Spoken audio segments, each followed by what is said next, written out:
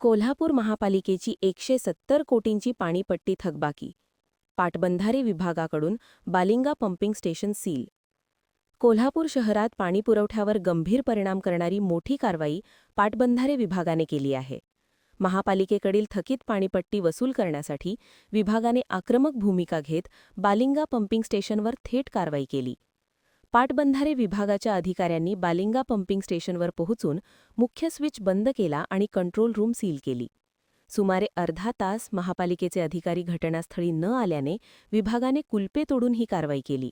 त्यामुळे शहरातील पाणीपुरवठा विस्कळीत होणार आहे.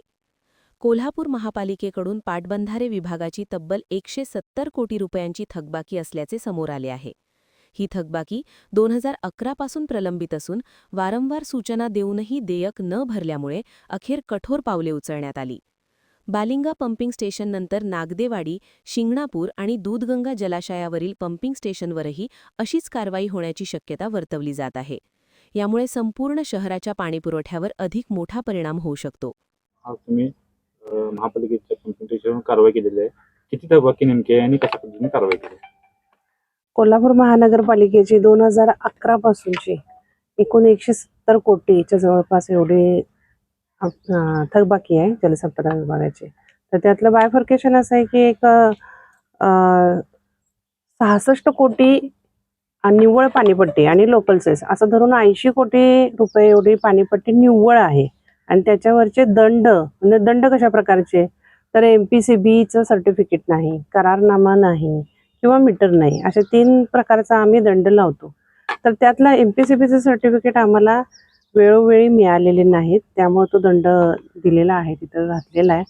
मीटर आत्ता सुद्धा बघितलं आपण तर त्यांचे मीटर सुरू नाही आहेत. बालिंगा, नागदेवाडी, शिंगणापूर, दूधगंगा जलाशय इथं त्यांचे मीटर सुरू नाहीत, त्यामुळे त्याच्यामुळे एक दुप्पट दंड लागतोय.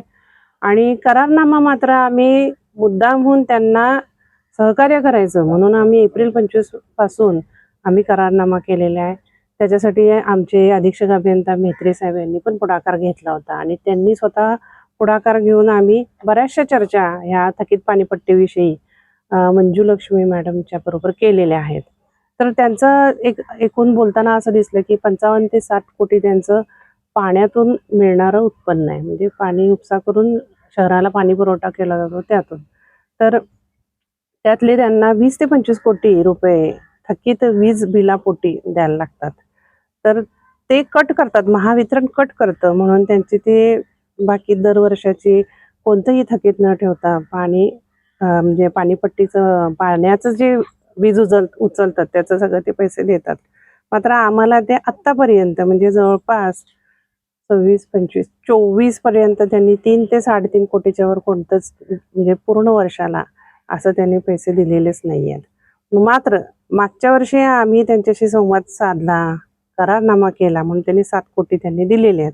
आत्ता मात्र ह्या वर्षी आम्हाला फक्त 6 कोटी 40 लाख एवढेच मिळालेले आहेत. ह्या संदर्भात माननीय मंत्री आमच्या खात्याचे मंत्री राधाकृष्ण विखे पाटील साहेबांच्या सोबत अमल महाडिक साहेबांनी एक बैठक लावली होती. त्या मंत्रालयात झालेल्या बैठकीमध्ये विखे पाटील साहेबांनी पण असं सांगितलं होतं की 10 कोटी रुपये पहिल्यांदा तुम्ही भरा, मग त्यानंतर थकीत पाणीपट्टीविषयी त्यांचे जे काही आक्षेप आहेत त्याबद्दल आमचे मुख्य अभियंता किंवा ED त्यांच्याशी चर्चा करतील. तर अजूनपर्यंत आपण बघितलं असेल 6 कोटी 40 लाख म्हणजे पूर्ण 10 कोटी त्यांचे भरून झालेले नाहीत आणि कोणतीही चर्चा करण्यासंदर्भात त्यांनी सुद्धा काय पाऊल उचललेलं नाहीये.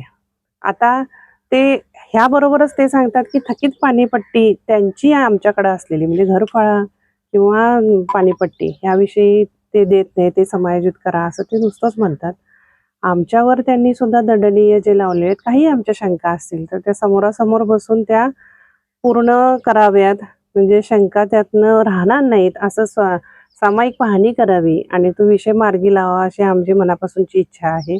कोल्हापूर महानगरपालिकेचं पाणी मुद्दामहून तोडायचं असं आमचा अजिबात मानस नव्हता, पण एकूण बघता 31 मार्चपर्यंत जी पाणीपट्टी थकीत पाणीपट्टीविषयी आमच्या मंत्र्यांनी जी मोहीम उघडली आहे त्यामध्ये आम्हाला ही कारवाई करावी लागत आहे. आणि आता आमचं महामंडळ हे स्वायत्त होतंय, त्यामुळं आम्हाला सुद्धा आमचे की नाही कर्मचाऱ्यांचे वेतनाचे पैसे भागवताना खरं तर नाकी नऊ येणार आहे. मग सगळ्यात मोठा थकबाकीदार आमचा कोल्हापूर जिल्ह्यातला हा कोल्हापूर महानगरपालिकाचा आहे. तर त्यांनी त्यांचीही पाणीपट्टी व्यवस्थित वसूल करावी आणि आम्हाला द्यावी असं आम्हाला वाटतं, कारण मूळ भांडवल आमचं पाण्याचं आहे, विजेचं नाही आहे. मग पाणी देतोय म्हणून ते विजेद्वारे पाणी उचलू शकतात आणि ते पाणी साठवण्यासाठी वर्षभर आम्हाला धरणं ही भरून ठेवावी लागतात, त्यावेळी पाणी सोडायला लागतं आणि त्या धरणांची देखभाल दुरुस्ती तसंच केटीवेची देखभाल दुरुस्ती आम्हाला ह्या पैशातूनच करायची आहे. त्यामुळे त्यांनी उलट हे सहकार्य करायला पाहिजे असं मला वाटतं. आज नेमकी कुठं कशा